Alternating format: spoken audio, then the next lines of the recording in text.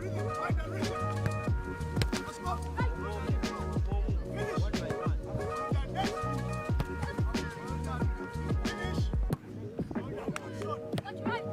it all starts there from that side.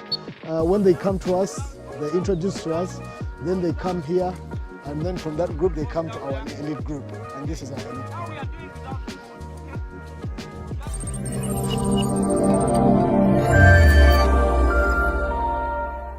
My name's Gwayambadde Patrick. I'm the director of Excell Soccer Academy. And my role here basically is to oversee what is happening. Of course, I started this in 2011, and we've been going strong, from strength to strength. We enjoy what we do because we're working with young souls. You know, when young souls come to us, that's our job done. We run our programs in various settings, i.e. schools, youth clubs all over the country, and we're just happy to be doing what we do. I lived away from here for quite some time, and I've always had that passion playing football myself, and when I got old I decided to give back, and there's no better way of giving back than training the next generation of footballers. So in 2011 I came back into the country, having completed my football badges or certificates, if you call them, and we just took off. We used to run a program at Chadron Rugby Club, but now we've moved here where we hope to put so many other programs in place so that a young child, when they come here on a Saturday, they come here and have fun. That's the most important thing. But also to look at the fitness aspect of things. When parents come to us and register their kids, we like having them so young. So young starts from 4 years, and that's the best age to have them in. Football is art, and what you show them at that age is what they grow up with. Yes, then we take them through various drills that make them like the game.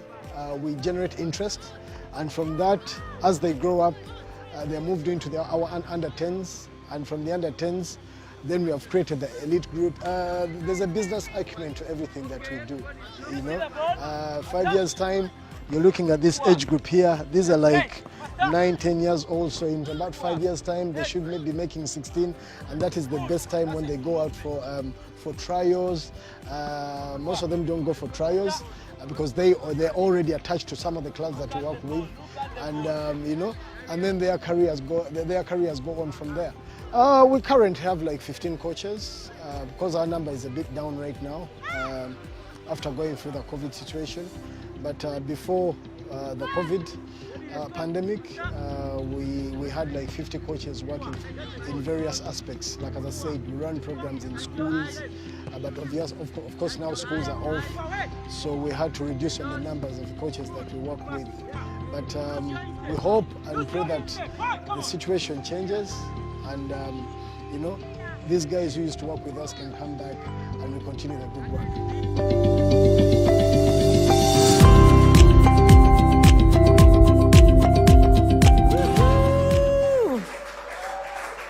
Welcome to Business Garage. If you are just joining us, you're right on time for the business feature. Every single week we bring you stories of kingdom businesses here in Uganda, people like you who are doing incredible things out there and who are happy to share their journey with you. So right now, if you didn't share the link yet, share it, wake your friend up.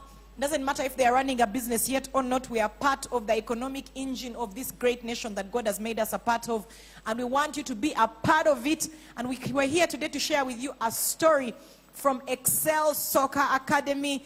Help me welcome Coach Patrick. Yeah. I think this is the very first sports feature that we've had, and so this is really exciting. Welcome, Coach Patrick. My pleasure. Thank you so much for being here. I'm happy. Yeah. I'm equally excited, actually. Yeah, you're equally excited. Yeah, because like so many times, like when we sit over the other side, yeah, and we look at you guys, now look at myself. Now they are looking at you. And they are very excited. Yes, on the other side. Our online audience, remember you can have conversation with us throughout the interview and ask lots of good questions, because we have someone here who's going to share a story. So don't ask questions like, are you married? That's not really helpful for Business Garage. Ask the questions that are going to help you learn more about, how to grow in your economic knowledge and strength. So, Coach Patrick, tell us a little bit about your journey with Excell Soccer Academy. When did this begin? Why? When? What's the story behind Excell Soccer Academy? B3, thank you so much for having me. It's a pleasure being here. I love Worship Harvest. Melinda introduced me to Worship Harvest, but when I came over, I met so many other friends. Also, I met parents whose kids that I work with. Excell Soccer Academy, actually, it's a sports management company, and the academy is just part of the management company. Within the management company, of course, we have the soccer program, which is Excell Soccer Academy. But then some of the players that we work with when they grow up would.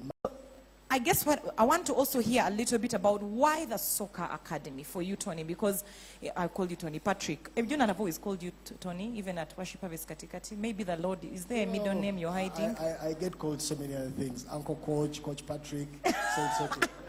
Uncle Coach. Yes. Okay. So tell us a little, what is it about soccer and sports? And because I found out, and maybe if you can tell us a little bit about how you actually have studied this stuff. Yes. Where did the love for and the desire to even lead you into ending up having an enterprise that is around soccer and sports come from? Where did this dream begin? I come from a generation where our parents used to take sport as a mizanyo. There's that despisation. But I was lucky enough that when I was younger, I moved away from here. Wow. And where I was staying by then, I spent so many years. And through my life. So yeah, I knew where my lead would be. And so I decided to equip myself with the education and the knowledge that I need for me to come back home and do what I'm doing right now. Wow. Yeah, that sounds a little bit like the gentleman of last week, where from an earlier age that the thing that you want to pursue is around, sports for you. And you went ahead and studied it and equipped yourself and came. So you come back to Uganda after many years. Many years, yes. More than 20 years away. Yes. And you come back into a world where, yes, soccer is great, but it's not the UK, where it's like a real... Yes. It's like a religion, Absolutely. And so tell us a little bit about your journey here, the beginnings. How was that for you, having to start, it wasn't the first, yes, but having to start the Soccer Academy in 2011, that's 9 years ago. What has the journey been like? I came back to, I kind of like engaged my family, close family, my aunties and all these other things. But of course I knew who I don't want to say competitors, but I knew people who were doing the same thing that I wanted to do. Yeah, they were your competitors. Yes. It's all right. So you talk about the Edgar Youth Program and Proline and all these other guys. Yes. Of course I wanted to do the same thing as they were doing, Yeah. but I just wanted to advance it a bit. Say for instance, I knew that they were doing trips, but they were going to what I would term as lesser countries. Yeah. You talk about the Denmarks and Sweden. I decided to hit major cities, So lesser in terms of soccer, you guys, relax. I was advertising trips to Barcelona and Madrid and Milan, and so like parents stood up and said, oh, so my child can actually go to Barcelona, you know? Yeah. So it's that kind of thing. So 2011, I come back here and I started. And I knew where I had to find out where my products are or where my customers are. And those were schools. So I started tendering for contracts in schools. Because if I go to a school, say Green Hill, which is one of our biggest contracts, I knew that it is the same kids that will come on our Saturday program. That is why you find that just before COVID came into place, on a good Saturday, I will command like 200 kids at one of our centers. 200 kids. That is a Chadon. That's on the weekend, right? On the weekend. And we're running 3 centers at the same time. So you're talking about 200 kids at Chadondo, 150 kids in Buwate, and our other center in Loa. So I went to where the kids were so that they come into the program and set us off. Wow. But did you start with all those kids from the beginning? Not at all. I was actually talking to one of the guys who we very first started with. Yeah. I remember us when we had like 2 or 3 kids, but I told them that, you see, you need to keep smiling, you see, because from the 2 kids we'll have 3 kids, and then we shall have 4 kids. Yeah. Just keep smiling. Don't mind. At the end of the day, it's me who is paying you guys. So all I'm asking for is just keep smiling. Just keep smiling. and just before, like as I said, just before COVID came in, this time around we're just even asking parents to please drop off this because the parking was too small. Wow. You know, so it came from being this small to blowing it up and being wow. So process and just that patience and a great attitude, smiling. People keep smiling. Please keep smiling. Yeah, keep the attitude great. Yes. But what do you think led to, what are some of the things you've watched and seen lead to the growth, the surge? Because you coming from 4 kids, you told me that right now in the entire program across the board, you have about how many kids? About 4,000 plus, yes. Yeah, about 4,000 plus kids across the country, Uganda, and I know you're still in the city. You're in cities. We're still in the city, right? We're trying to engage various sponsors for us to push out, because B3, there's so much talent out there. Sports brings hope. You find a young boy in Kamocha where we've picked up a few kids, and we've given them hope. You know, I have a story of the young man. Right about now, he's on a verge of joining a club in Belgium. But yes, but this is a young man who we picked up when he was so young from Kamocha, as dirty as he was. In the slum. Rough in the slums. And this is a guy who has traveled with us to South Africa, Madrid, and he's been all over the place. So sport brings hope. And then the business side to that is the fact that when he goes to Belgium, Excell is going to be You paid. make some money. Absolutely. Come on. And good money. Good money. Yes. So, yeah. So, Coach Patrick, for the longest time that I knew you at Worship Harvest Katikati, I actually thought you ran a charity. Right. Because every time I encountered you, you were always talking about kids you want to help, the kids in the slums. So I thought it was this program for children from the slums who you're helping to one day become something. I only found out this week when I found out that I was going to interview you that it's actually, even at downtown, we've had some of the street kids come to your program. You've met with them. You've taken, well, I remember when I think some people from Manchester United came, you made sure those kids met those legends and took pictures and had a meal with them. And so I know that your heart is very big in that, because earlier on you were struggling when I was asking you and saying, you know, how is the business? And you're like, I struggle calling it a business, you know. Yes, it makes you money, but for you, you feel that you said it's a service. And that's true. It's a service, but it should put some money in the pocket. Absolutely. But tell us more about this passion and the dream that you have concerning bringing hope to the less privileged, because you start these kids out at the age of 4, 5. Absolutely. Which is really young. So how do you do that? How do you pick these kids? How do you identify them? What's the process like, and why is that important for you? That's a very good question. B3, there's so much talent in Uganda. Our role or our job rotates around finding that X factor. Yeah. And that X factor is not in Kololo or in, those posh areas. That X factor is down there. So I have a team that I work with. Like as I mentioned to you, part of what we do is we go away on football tours. And like as I mentioned before, the group, Excell has over 4,000 kids. When we used to go away on various trips, and by the way, we've done quite a few. We've done like 15 trips to major football clubs. I realized that we're going away with 50, 60, 70 kids. Like in Madrid, we had 70 kids and 18 parents who travel with us who can afford. You understand? So now, being, yes, it's very expensive, by the way. Yes. Yes. So what I did is I'm reversing the trend. When I was in Manchester, I told the Manchester guys, if I can bring 80 kids here, how about if we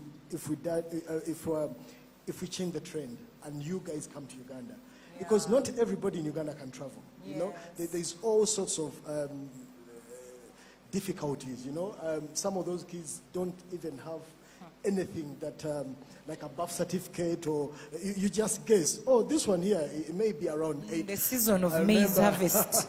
I remember I went to, there's a young boy that I picked up, very talented. I went to visit the mom just to get some little bit of documentations.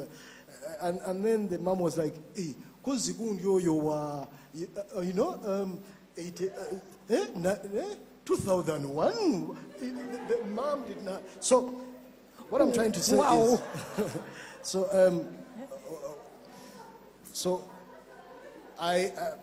I've engaged our external contacts and told them about what is happening in Uganda, and so we've turned the trend. So now, where we used to be traveling with 60, 70 kids, like as I said, now the coaches come to Uganda. Wow. Yes, that is the program you saw when we had the Manchester United coaches here, and we had like 800 kids who turned up for the camp. I was speaking to Manchester City the other day. They are going to come here. Yeah, even me, I was speaking to Manchester City the other day, y'all. Yeah, my friend. Yeah, your gift makes room for you. So, again, I want to hear why that is important to you, engaging the less privileged. Why is that something that is close to your heart? Like as I said, sport gives us hope. We've had so many stories of so many prominent athletes that have come from the slums. Patty has just joined Arsenal. When you read his story, this is a guy who played, who was picked up some scouts came and picked him up in Ghana somewhere in the slums. When you read what's his name? I forgot his name because I don't support Liverpool. But shots fired. Sunny. Yeah, when you read his story. So what I'm trying to say is that it is that hope, it is that finding the X factor that drives me to go out there and find that young boy and use my contacts and my capacity as a coach to make him the next big thing that there is. And trust me, I said something on TV the other day, that every single player that you see in the Premiership, you know, all these players that you see in the Premiership, B3, we have them here. Oh, it's a matter of finding them, nurturing them, and just pushing them on. Wow. The way they should. You really believe in this. What are some of the challenges that you have faced on that journey? Because eventually we're going to talk about the numbers in terms of business and how much you've grown. But what are some of, it's been 9 years, which we want to commend you for, because most of the businesses that begin in Uganda do not survive to their first birthday, and let alone 10th. And you're so close to number 10. So we really celebrate you that you're at 9 years now and going strong. Thank you. There's something, definitely there's something that you know. And I know that also you're someone who loves to learn from others. Earlier on, you were telling me about a business garage specifically where you said there's somebody, I won't mention his name, who you said, you know, you watched it again because you said, that person knows something. They've been in business for so long and I have to listen. You know, you said, in fact, you have to listen because they know something. So we also have to listen because you know something. It's been 9 years, man, yes. And you're still going. So first paint a picture before you tell us about the challenges. How many coaches do you have on board? What's your turnover like annually? You know, what does it look like for you in terms of how are you growing? We know you have about 4,000 kids in the program, but in terms of coaches and numbers in terms of finance, because you started with a dream and a few friends and a few kids, where are you now and what does it look like? I should first mention that the gentleman that you're talking about inspires me a lot. But there's quite a few people actually in Worship Harvest that inspire me, and one of them is Jeremy there. He doesn't know that. And I'm not just mentioning, yes, I've read the book. When I used to sit down in Katikati, I used to like his application, you know. I would want to be like someone like that. But yeah, like as I said, in terms of coaches, we used to have what we call casual coaches. These are the ones that go out for me in schools. Like as I said, we have various schools that we work with. And then I would have coaches that work with me all the time. Yeah. I shouldn't say full time because the system here doesn't allow us to operate full time. But they're working with me all the time. So you're talking about 30 coaches altogether, including the casual coaches. But then the ones that work with me all the time are like 15. Yeah. Those are the ones that I'm with all the time. Yes. Of course, COVID hit us hard. We had to devise ways of how do we still connect with the community? How do we still connect with the parents that we work with? So we ventured into private coaching. Of course, we had things given to us like the thermometer guns and all, and we just had to make sure that all SOPs are put in place. So we ventured into private coaching, whereby we go into parents' homes and do some coaching. What that brings in is it used to bring in some money for us, yes, because it was COVID time, but also it kept the connection between us and the parents and the kids. And then you also look at the fitness side of things. Most of these kids, okay, they would do this online studying maybe until about midday, and then they're seated there eating food and putting on unnecessary weight.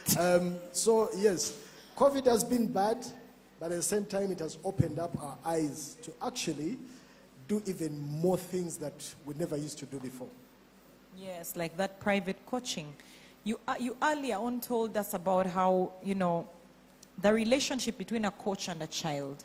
How powerful is that, you know, when you in your experience, beyond the soccer and the sports development, what are some of the things that you've noticed that the academy has contributed to the children that you work with? B3, in my position, I've been everything. I've been that uncle. I've been that uncle coach, that coach who they'll call at 3 a.m. in the morning when something has gone wrong. Wow. I've seen some kids who have gone away with their families and they've not adjusted in the environment they've gone to because they want to come back and be with Coach Patrick. So you get connected. And it comes down to that, you know, like as I told you before, when you bring a young person to me, I'm not only a coach to that young person, but then I develop a relationship, and it is that the relation that grows, and we grow together. Like I was telling you, in a young man's life, there's 3 most important people: the young man himself, the coach, and the parent. Okay, depending on how old they are. You may take out the young person, but then you remain with the other coach and the parent. And between the two, you can make life far much better for the young person growing up to be whatever they want to be. Like I told you before, in everything that we do, we need to manage expectations, you know, because I get parents bringing kids to me, this is the next Messi. Oh, sounds like some parents I know here. Yes. Greetings to Angela Okulo. Yeah. So, well, there's what you call tough love, Yeah. and you need to mention the right things because you need to strike a balance in saying what the right things, not only to the child but to the parent, because sometimes a coach might overexcite the parent, thinking, oh, you know, messy. But yeah, like as I said, I've got kids who have told their parents, mommy, me, I'm the next Rashford. I don't even need to be doing the studying. But yes, so we need to manage expectations, and it is our role as coaches to make the kids understand, as well as the parents, that listen, yes, there is that lifestyle, but you also have to do ABCD to get there. And if in case you don't get there, you can also do ABCD in the field of sport.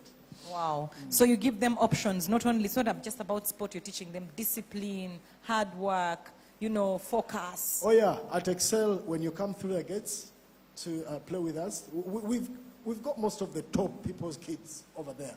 But like as I said, when you come through to us, all that is not so important to us. Yeah. You've come to play, okay, and you've come to play with the kids that we've designed to look like everything is fine, for them to gel in.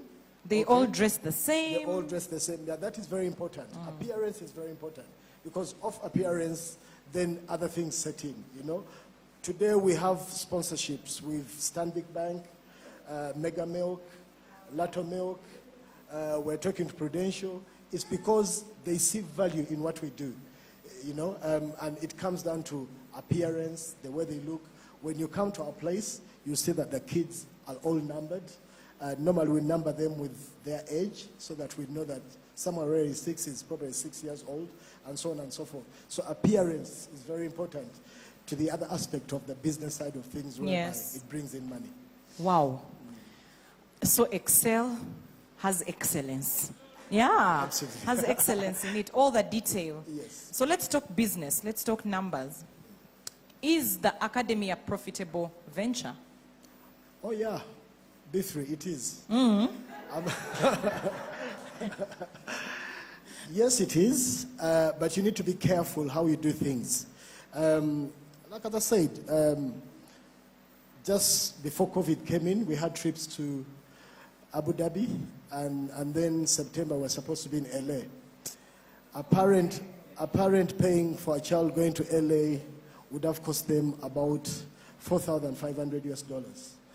And we never struggled with numbers, B3. For us, once we put out a trip and the details, actually, I sometimes tell parents, you know what, depending on where we're going, It's full. it's full.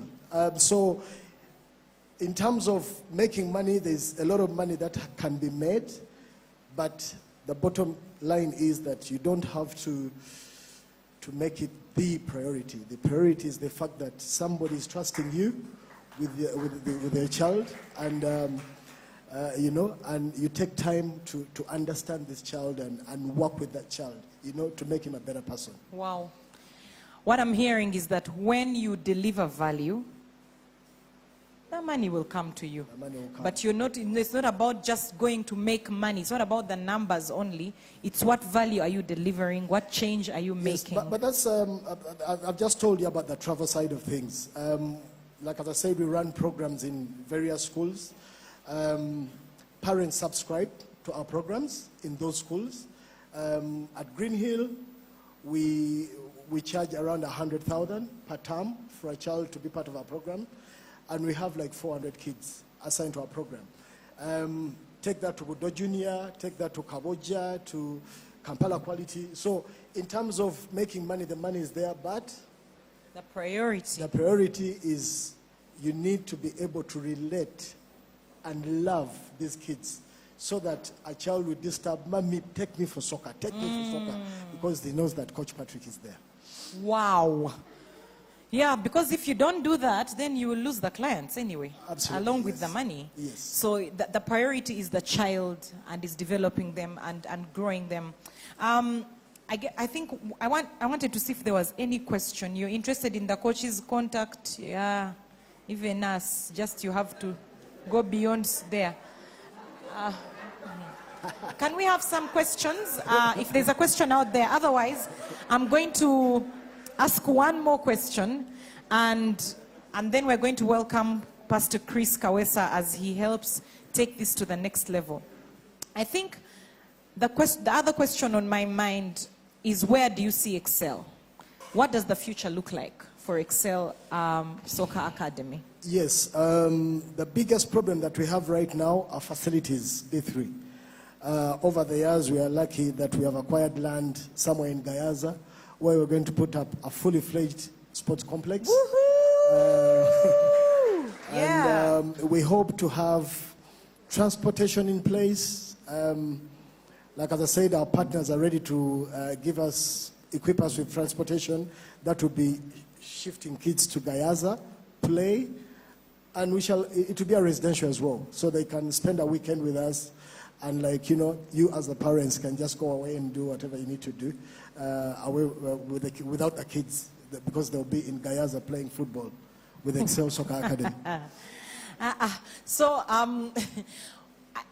One of the things that Pastor Moses says is that one of the signs of maturity is when you build something. So that's why we are excited that you're going to build, and by build, I don't mean build something, like it's actually build a real structure, like physically. So the fact that you are going to build something is a sign of real growth and maturity for Excell Soccer Academy. I see the question here about what does it take to join the academy. We will give you information on that. But right now, I'd like us to welcome Chris Kawesa, who is the leader of Business Garage here at Worship Harvest. He's going to tighten this thing and ask some more powerful questions. And he's one of my customers. Yeah. His kids come to my program. Yes. Thank you so much, Pastor B3. Thanks a lot. Coach Patrick, I have you, finally. Yes. And I'm First so of happy all, to be here. thank you so much for sharing your story. It's a beautiful story. My pleasure. And there's a lot behind it that many haven't seen. Absolutely, yes. As you were speaking, the first thing I've always had in people who come here, from people who come here to Business Garage, is passion.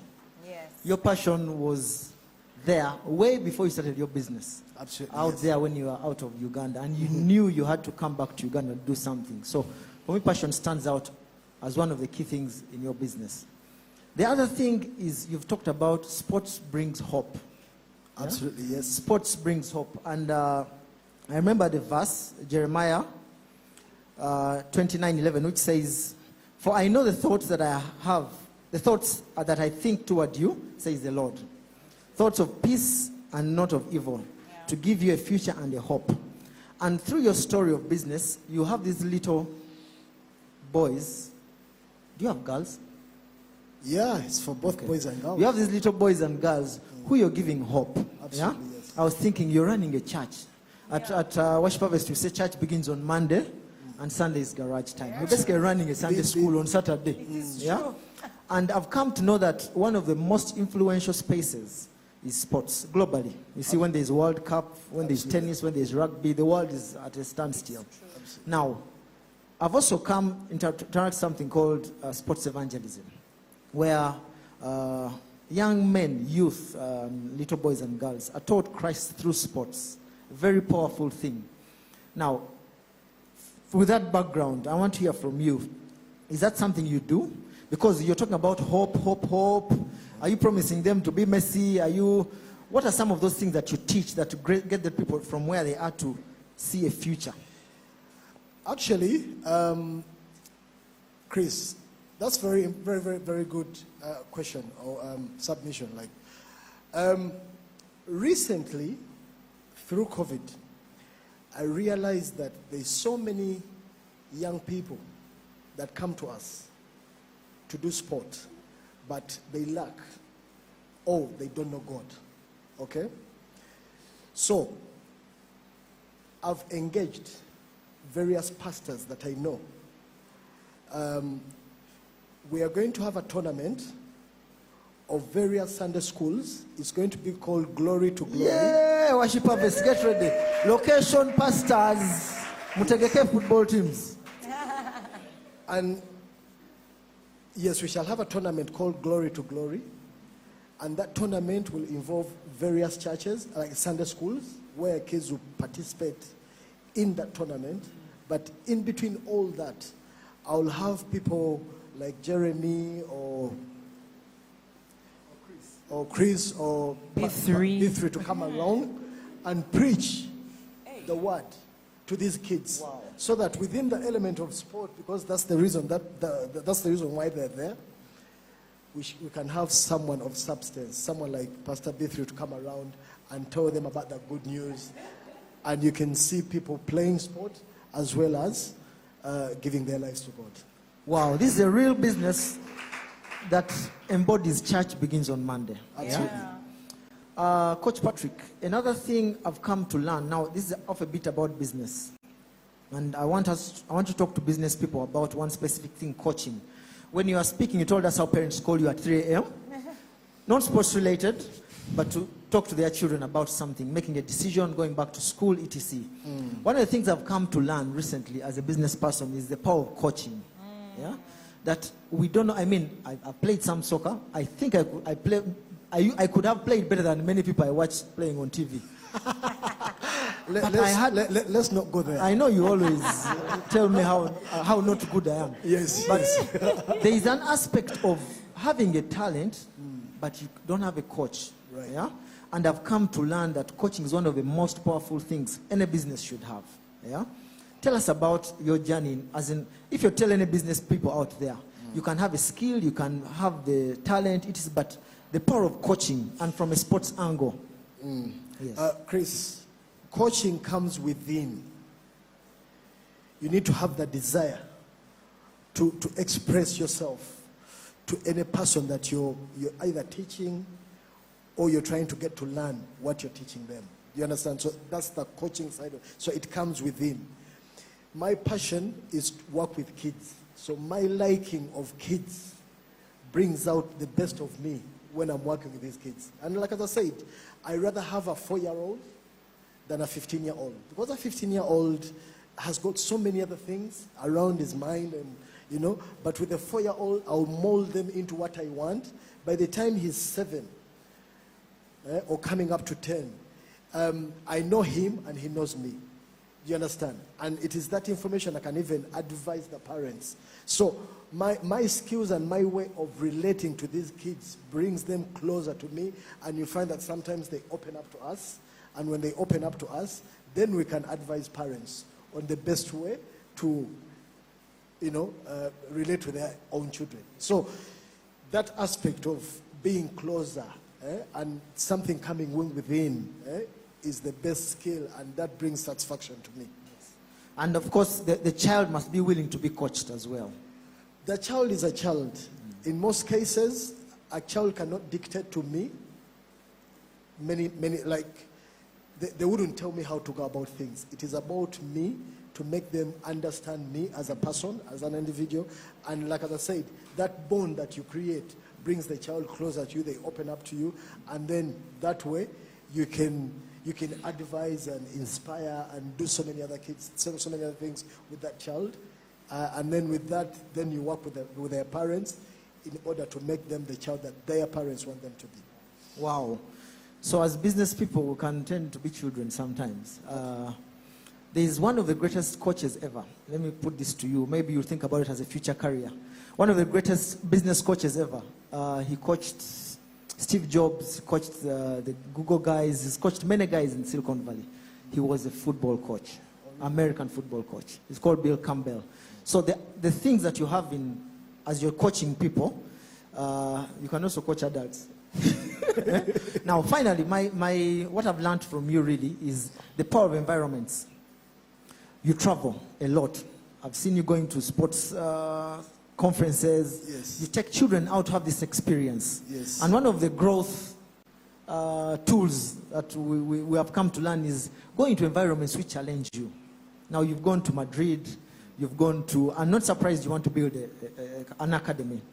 But tell us out there, what has that changed in your life as a business person, but also in the children's lives? That exposure, traveling and going to Madrid, to Barcelona, to Manchester United, to Abu Dhabi, wherever it is. Okay, just as a tool to expand your... From the business perspective, Chris, and I would like to say this, you need to have the capacity to invest in yourself. Last year in September, I attended a conference, a Soccer X conference in Portugal, and I invested money in myself, okay? It was quite expensive for me to attend that conference, but I sat down with people like Deco, sports directors from Ajax, Borussia Dortmund, people who understand and people who are looking for me. But if I'm in a country like Uganda, a director of football at Ajax may not even ever know where Uganda is. But I invested money in myself. I went to this conference. I was seated in the same room as the people I've always admired to meet. Do you understand? So going back to the business side of things, and by the way, at the same conference, I met a lady who is an agent, who is interested in being an agent to girls who are interested in playing football. So now, coming back to ourselves, well, as per now, we have 2 girls going away for trials at Celtic through that contact. Now, had I stayed in Uganda and not invested money in myself to go to Portugal, I would never have met Kylie. So what I'm trying to say is people should be ready to invest in themselves. Listening to the beauty lady who sat here before, she invested in herself. You know, she took time to invest in herself, and she is where she is right now because she invested in herself. So my advice to so many people out there that, listen, please invest money in yourself, because when you invest money, then other attributes will come towards you. Wow, business people, invest money, travel, go get those experiences that will push your mindset above where it should be, where it is. There's a question here. Tell us a little more of your personal story. Did you play? And where? Because you might be here thinking, there's nothing in these legs. But Chris, you know, yeah, you know. Well, you see, you see, I've had many people who they ask them, why did you play football? I got injured and all those excuses. But when it comes to I played a bit. I went to a school called Hatchamwood. One of my hobbies was Ian Wright, okay, the Arsenal legend. Ian Wright represented that school at district level, okay, and I was the next person to represent that school at district level after Ian Wright, okay. But my life took a little bit of a curve when, to be honest with you, I lost my mom, who was like my everything, and everything just turned around, you know. I never had that person to push me, you know. So in terms of talent, I was maybe good enough to have played football, but I lost someone at a very crucial time in my life, and things just didn't work out the way they should have worked out. And that way, I didn't play football, but like as I said, the passion had already crept in. So I knew that what I did not achieve as a player, maybe, I can go back home and give a story to the other young yes, people. and help a young boy, like as I said. Yeah. Thank you so much, Coach Patrick, for sharing your story. It's amazing and powerful. Over to you, Pastor Bitru. What a story. Studio audience, help me appreciate. Woohoo! You know what I love about your story? You get the ones who are not privileged and the privileged and help them meet together. Yeah, and then the people who are in the middle don't know where they belong. But thank you so much for sharing your story with us. Thank you, friends, for joining us today for another session of Business Garage. Look.